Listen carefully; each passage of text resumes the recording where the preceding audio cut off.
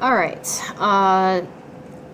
let's get some detail in the arms here, and I've just hidden the plane that represents the ground, because when you have a really large object that's really big relative to the rest of your geometry, it can be challenging to zoom around because the computer struggles to figure out where the middle of everything actually is. So I have the ground turned off for the moment. All right, so if we want to model some twig arms, so to speak, I'm going to make a few adjustments to the amount of segments we have. So we're going to add some more to the height so that we have some little areas to extrude and bevel to form our twigs. And I'm also going to bring down the amount of segments that we have. And yes, is it looking a little polygon-ish? Yes, but we're going to apply a turbo smooth at the end, so it's fine. So let's find our edit poly modifier, throw that on there, and I'm just going to start working. So I'm going to pick a random side, and I'm going to do a, oops, where am I here? Looking for my,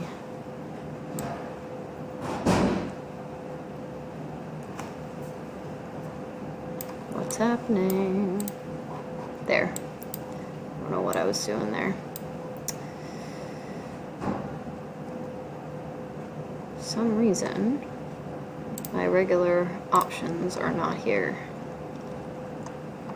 Because it should be edit polygons, not edit geometry. So if you're stuck, edit polygons, not edit geometry. Anyways, okay. So we could do just a basic extrude here.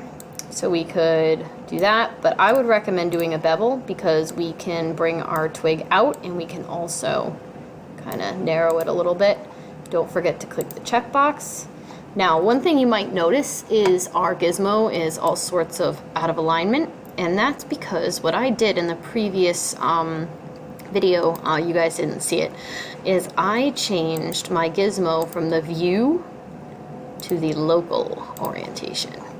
And be careful with local orientation because it can get pretty crazy. But if you notice, what it's doing that can benefit us is it lines the gizmo up with this face here. So if we want to make this little edge narrower, there you have it. Same with your move tool. Actually, now that notice I've switched to the move tool, it went back to the regular view gizmo again. And that's fine because all we want to do is kind of click and drag that and make it look like a branch kind of sticking out there.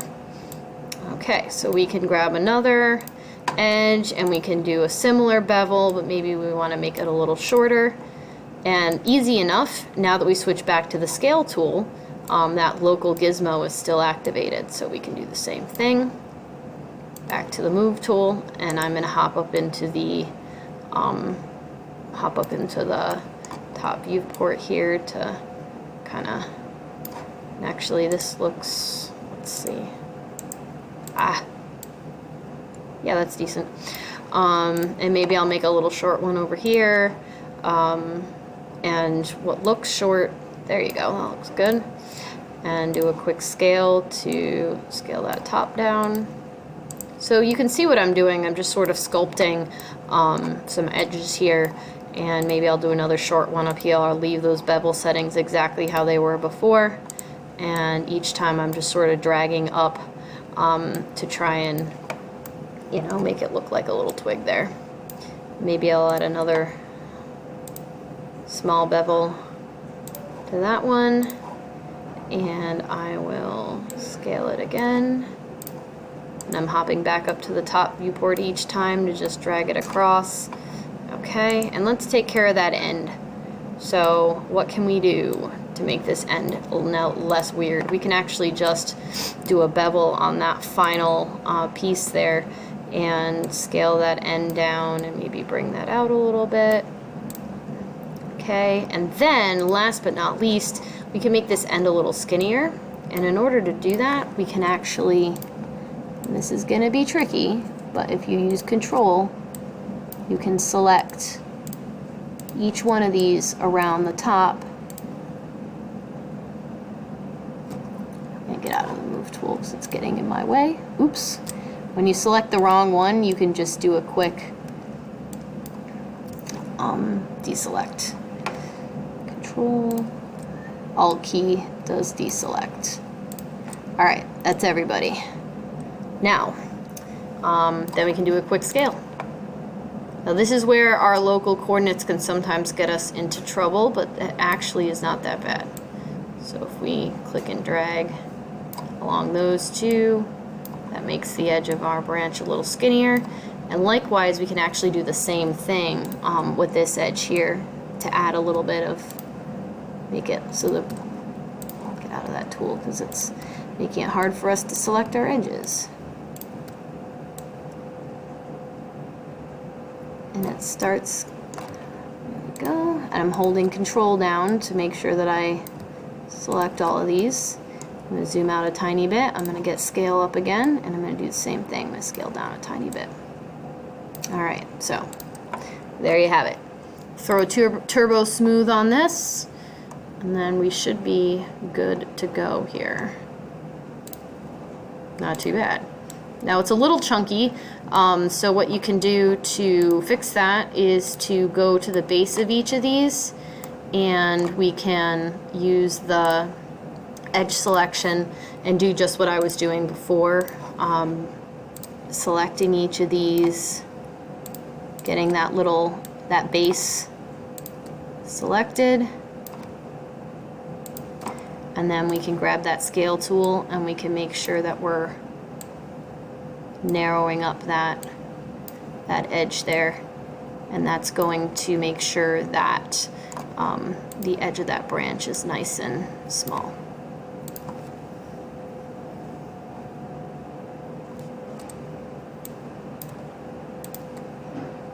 Finish this up. Same thing, narrow, narrow, and then we got one more up here that was looking a little bit wide, right? 1, 2, 3, 4. Zoom out. Again, just drag from the top. So you can keep fine-tuning like this, and then once you apply the Turbo Smooth modifier to it, smooth it all out. And the more you do this, the better you'll get at it. Like with everything else, continuing to practice. And there you go. So let's unselect, put that Turbo Smooth back on. So there you go. So it's not perfect, but the more you sculpt it, the more you work with your vertices in Edit Poly, the more you can continue to fine-tune that geometry exactly how you want it. And instead of doing it all over again for the other side, what we can do is we can delete the other one and we can do that clone. So we can go in the top viewport, hit Shift like we've been doing, and then flip that other arm over to the other side and hit OK. So there you have it. Turn the ground back on, and that is it. For some reason, one of the eyes got hidden. All good. So that's it for now, and we will move on to lighting and texturing next.